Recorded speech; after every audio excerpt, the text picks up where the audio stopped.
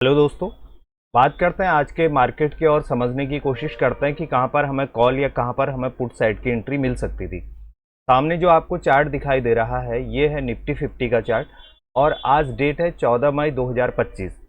जैसा कि कल आपने देखा कि मार्केट डाउन ट्रेंड में था और आज खुलते ही मार्केट ऊपर चला गया, यानी कि जो सुबह के स्टॉप लॉस थे वो पहले 5 मिनट में कट चुके थे।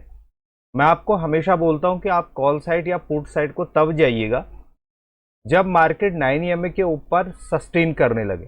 मार्केट अगर वहां रुकता है 9 ईएमए के ऊपर तो यहां पर आपको कॉल साइड की जो सेटअप है उसको ढूंढने की कोशिश करनी चाहिए। अगर बाई चांस आप उसके अगेंस्ट से जा रहे हैं, अगर पुट साइड के सेटअप को देख रहे हैं तो पुट साइड के लिए आपको क्या करना पड़ेगा, 9 ईएमए के नीचे मार्केट को एक बार आने देना चाहिए।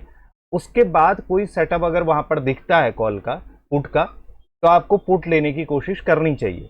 अब वो चार्ट के माध्यम से मैं आपको समझाने की कोशिश करता हूं कि वो दिखता कैसे है। एज ए बायर हम कैसे अंदाजा लगाएं और कैसे समझें कि हमें यहाँ पर कॉल लेनी है या पुट लेनी है, तो उसके लिए मैं आपको ऑप्शन चार्ट में लिए चलूंगा, फिर आपको पता चलेगा। अब यहाँ पर बात करते हैं कि यहाँ पर हमारे पास कॉल साइड को जाने के लिए कहाँ कहाँ पर एंट्री मिल रही थी। एक एंट्री मिल रही थी इस वाले एरिया पे, इस वाली कैंडल पे 9:35 की कैंडल पे, और दूसरी एंट्री मिल रही थी हमें 9:55 की कैंडल पे, जब ये कैंडल क्लोज हो जाती है। इस वाली कैंडल पे थोड़ा भरोसा करना मुश्किल था क्योंकि ऑप्शन चार्ट में ये कैंडल प्रॉपर यहाँ पर जो ऑप्शन बायर था वो डोमिनेट नहीं कर रहा था, यानी कि पार्टिसिपेट नहीं कर रहा था इस वाली कैंडल पे। और इस वाली कैंडल पे ठीक था कि यहाँ पर पार्टिसिपेट किया तो आपका स्टॉप लॉस भी एक प्रॉपर बन रहा था। यहाँ पर एंट्री करने के बाद आपको एक प्रॉफिट हो जाता। और मेरी जो एंट्री थी वो थी इस वाली कैंडल पे, 9:55 वाली कैंडल पे। और उसके बाद जब मार्केट यहाँ तक आया तो फिर मैंने अपना प्रॉफिट बुक करके मैं कोई भी ट्रेडिंग मैंने नहीं की। अब दूसरी बात करते हैं कि अगर पुट साइड के सेटअप की बात करते हैं तो मार्केट जब 9 ईएमए के नीचे आता है तो यहाँ पर से डोमिनेट करना शुरू करता है पुट ऑप्शन बायर। जब पुट ऑप्शन बायर यहाँ पर से डोमिनेट कर रहा है तो सीधी सी बात है कि लोगों के स्टॉप लॉस इस वाले एरिया में मिल सकते हैं। यहाँ पे किस किस के स्टॉप लॉस मिलेंगे, एक तो सेलर के स्टॉप लॉस मिल सकते हैं कुछ, और अधिकतर जो स्टॉप लॉस होंगे यहाँ पर वो कॉल बायर के होंगे। लेकिन यहाँ पर जो था, ये वाली जो चीज़ थी, यहाँ पर जो था सेलर के बहुत अच्छे खासे स्टॉप लॉस पड़े होते हैं। एक एंट्री मिल रही थी पुट साइड के लिए 10:45 पर, और एक एंट्री मिल रही थी इस वाली कैंडल पे। ये सेटअप बना था 11:25 पर। 11:30 और 11:35 वाली कैंडल पे एंट्री मारी जा सकती थी। एक प्रॉपर एंट्री जो थी पुट साइड के बायर के लिए वो थी 12:20 पर। तो मैं आपको सीधे पहले ऑप्शन चार्ट पे लिए चलता हूँ और वहाँ पर समझाने की कोशिश करता हूँ कि यहाँ पर कैसे हमें एंट्री मारनी चाहिए जबकि मार्केट कॉल साइड को जा रहा है और हम पुट बाय कर रहे हैं। और ऐसा हम क्यों कर रहे हैं वो समझने की कोशिश करिएगा। अगर वो आपको समझ में आएगा तो उसके बाद आप हमें कॉल बाय करनी है या पुट बाय करनी है ये समझने में बहुत आसानी हो जाएगी। अब मैं सीधे आपको चार्ट पे लिए चल रहा हूँ और दिखा रहा हूँ कि यहाँ पर ऐसा क्यों हुआ। अब यहाँ पर देखिएगा मार्केट क्या करती है। मार्केट सुबह यहाँ पर खुलती है, मार्केट खुली, ये हमारे पास जो है 24,650 का पुट का चार्ट है, और ये जो नीचे कॉल का चार्ट है ये है 24,650 का, दोनों सेम टू सेम है। अब यहाँ पर समझिए कि क्या हो रहा है। यहाँ पर मार्केट क्या करता है, 9 ईएमए के ऊपर जाता है और एक हाई लगाता है 24,700 का। उसके बाद मार्केट नीचे आता है 24,650 के पास में आता है। अब यहाँ पर अगर आप देखेंगे, और पुट साइड के चार्ट को पहले आपको देखना पड़ेगा। पुट साइड के चार्ट में क्या हो रहा है कि 9 ईएमए के नीचे मार्केट आया। पहले तो आप ये देखिएगा कि कल जितने भी बायर अगर किसी ने यहाँ पर रखा होगा कि मेरा स्टॉप लॉस यहाँ पर होना चाहिए तो उनके सारे स्टॉप लॉस कट चुके हैं। उसके बाद क्या होता है, यहाँ पर पहली बार इस वाली कैंडल पे पुट बायर डोमिनेट करता है, मार्केट को नीचे लाने की कोशिश करता है, यानी कि बायर इसको नीचे लाने की कोशिश करता है, मार्केट को नीचे लाने की कोशिश करता है। मार्केट ऊपर को न जाकर के अगर इस वाली कैंडल में देखेंगे तो यहाँ पर क्या होता है, ये लोग दम तोड़ देते हैं, सरेंडर कर देते हैं। यहाँ पर कौन सरेंडर करते हैं, put buyer. Put buyer surrender करते हैं तो अब यहाँ पर अगर आपकी एंट्री यहाँ पर मुझे ये कैंडल जब बनी थी 9:35 की कैंडल जो बनी हुई थी, तो यहाँ पर थोड़ा सा डर लग रहा था कि अगर अचानक से अगर नीचे को आएगा तो फिर उसके बाद बहुत ज़्यादा गिरावट आ सकती है। मार्केट ऑलरेडी डाउन ट्रेंड में था। अगर यहाँ पर हमने लिया होता 114 रुपये में, तो अगले 5 मिनट की कैंडल 158 163 रुपये तक जाती है। लेकिन मेरी जो एंट्री थी वो थी ये वाली 138 रुपये में। जब मार्केट, अगर आप पुट वाले चार्ट को देखेंगे तो यहाँ पे क्या हो रहा है, ये पुट बायर एक्टिवेट होता है लेकिन यहाँ पर डीएक्टिवेट हो जाता है, ये डोमिनेट करता ही नहीं है यहाँ पर। तो यहाँ पर एक कैंडल मुझे मिली, इसकी क्लोजिंग के बाद मैंने यहाँ पर एक एंट्री मारी और यहाँ पर तक 166 रुपये तक 30 पॉइंट करीब यहाँ पर मैंने बना लिए थे। अब यहाँ पर से अगर आप देखेंगे तो मार्केट क्या कर रहा है, 9 EMA के अंदर आ गया। यानी कि यहाँ पर भी अगर आप पुट साइड के चार्ट को देखेंगे तो यहाँ पर क्या कर रहा है, अब पुट बायर डोमिनेट कर रहा है मार्केट। यहाँ पर सेलर भी आ रहा है और पुट बायर भी आ रहा है। तो क्यों, ऑलरेडी यहाँ पर रेजिस्टेंस बना हुआ है पहले। तो जो एंट्री बनती थी वो बनती थी इस वाली कैंडल पे, पहली एंट्री हमारी बनती थी इस वाली कैंडल पे। यहाँ पर अगर देखेंगे कॉल वाले चार्ट पे, अगर आप देखेंगे तो यहाँ पर क्या कर रहा है, कॉल बायर डोमिनेट अब मार्केट को नहीं कर रहा है। यहाँ पे बायर एक्टिवेट होता है फिर डीएक्टिवेट हो जाता है। तो ये एक एंट्री होगी आपकी 80 रुपये में। 80 रुपये के बाद कितना चलेगा, 101 रुपये, यानी कि 20 पॉइंट आपको मिल गया। अब स्टॉप लॉस कितना बन रहा है, 80 रुपये में एंट्री ली और 72 रुपीज़, यानी कि 8 रुपये का आपका यहाँ पर स्टॉप लॉस बन रहा है। अब मेन जो आपका अच्छा सेटअप बना था 9 EMA के नीचे, वो बना था इस वाली कैंडल पे। यहाँ पर अगर आप नज़र मारेंगे तो इसको इंडेक्स और दोनों के इन तीनों चार्ट पे नज़र मारेंगे तो आपको पता चलेगा। मैं आपको एक एक करके दिखाता हूँ। अब ये क्या करता है, ये 9 EMA के ऊपर जाता है। यहाँ पर कैसी कैंडल बनती है, ग्रीन कैंडल। और कॉल साइड के चार्ट में अगर आप देखेंगे तो यहाँ पर रेड कैंडल बनती है। पुट वाले चार्ट में कैसी कैंडल बनती है, ग्रीन कैंडल बनती है। उसके बाद क्या होता, फिर मार्केट नीचे आता, यहाँ पर पुट बायर फिर भी एक्टिवेट नहीं हो रहा है, जबकि कॉल बायर यहाँ पे सरेंडर किए हुए, यहाँ पर कॉल बायर तो है ही नहीं, लेकिन पुट बायर भी यहाँ पर एक्टिवेट नहीं हो रहा। अब तीसरी कैंडल भी कैसी बनती है, इंडेक्स में रेड बनती है, फिर भी पुट बायर एक्टिवेट नहीं हुआ।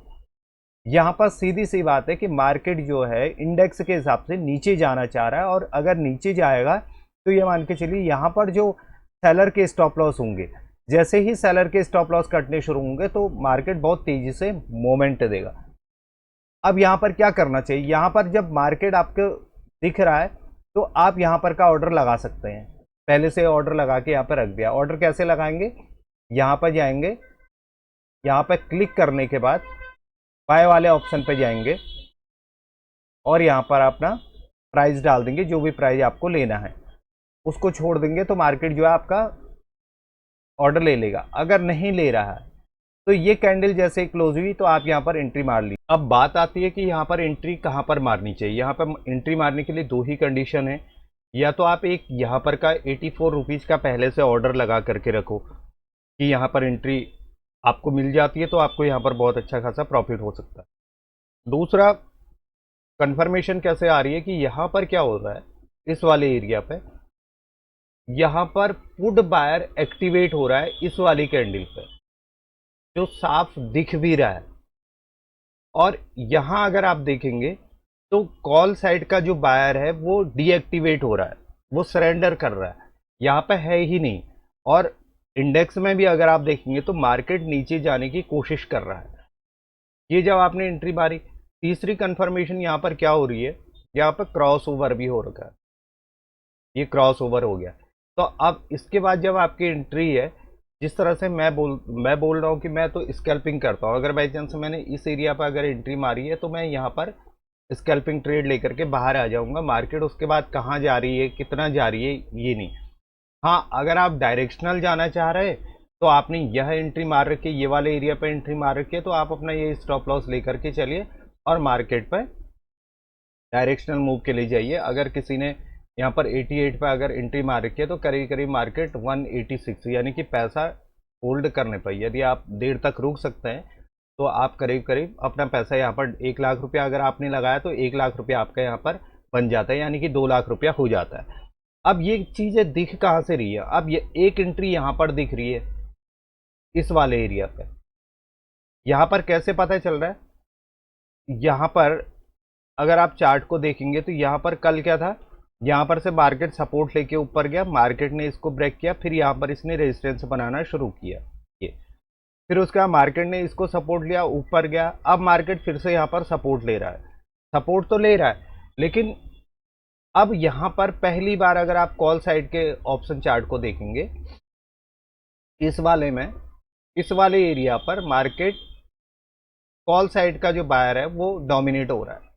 यहाँ पर प्रॉपर उसको वो सोचता है कि मार्केट को नीचे ले जाऊंगा, लेकिन यहाँ पर वो कुछ कर नहीं पाता, मार्केट को तोड़ नहीं पाता है, और यहाँ पर फिर से पुट बायर एक्टिवेट होता है 12:20 वाली कैंडल पे। अगर आपको तीनों चार्ट साफ दिखाई दे रहे हैं तो आपको समझ में आएगा कि यहाँ पर कौन डोमिनेट कर रहा है और कौन नहीं कर रहा है। तो आपको चार्ट में दिखाई देगा ऊपर वाले में जहाँ पर कर्सर रखा हुआ है, यहाँ पर पुट बायर डोमिनेट कर रहा है और कॉल बायर यहाँ पे सरेंडर कर रहा है। नीचे वाले चार्ट पे अगर आप देखेंगे तो पता चलेगा कि यहाँ पर कॉल बायर सरेंडर कर रहा है, यानी कि जो भी रिटेलर है वो क्या है, बायर है, वो दोनों तरह का बायर है।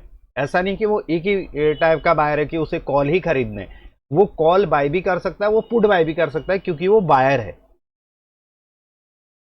इसलिए मैं बोल रहा हूं कि आपको यह देखना होगा कि कौन लोग एक्टिवेट ज्यादा हो रहे हैं और कौन लोग डीएक्टिवेट ज्यादा हो रहे हैं। डीएक्टिवेट कौन हो रहा है? यहाँ पर डीएक्टिवेट हो रहा है कॉल बायर। तो जब कॉल बायर आ ही नहीं रहा है तो पुट बायर की तरफ तो जाएगा ना, एक साइड तो मार्केट को जाना है। और वो यहां पर अगर वॉल्यूम देखेंगे तो वॉल्यूम भी आपको दिखाई देगा कि इंक्रीज हो रहा है, यहाँ पे पार्टिसिपेट ज्यादा हो रहा है। किसका पार्टिसिपेट ज्यादा हो रहा है? पुट बायर का। कैसे पता चल रहा है? क्योंकि बॉडी ऊपर जाकर के क्लोज हो रही है और यहाँ नीचे क्लोज हो रही है, और जैसे ही मार्केट यहाँ से गया, मार्केट ने यहाँ पे आपका 92 पे एंट्री, 92 के बाद 196, यानी कि 120-30% आपको यहाँ पर मिल गया। उसका कारण क्या था? उसका कारण यह था कि जो ये एरिया था, ये वाला जो एरिया था, यहाँ पर सेलर के सबसे अधिक स्टॉप लॉस थे, इसलिए मार्केट जो है यहाँ पर स्पीड से जाना शुरू हुआ।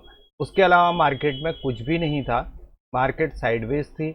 मार्केट ने इस वाले एरिया से, ये वाली एरिया से सपोर्ट लेना शुरू किया।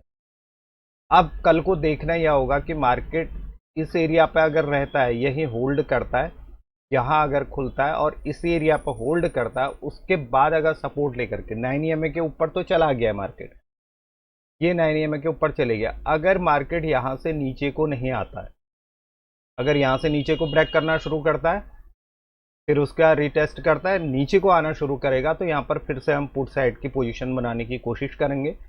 अगर नहीं आता है, मार्केट इस एरिया पर होल्ड करता है, होल्ड करने के बाद ऊपर को ब्रेक करना शुरू करेगा, तो हम कॉल साइड को जाएंगे।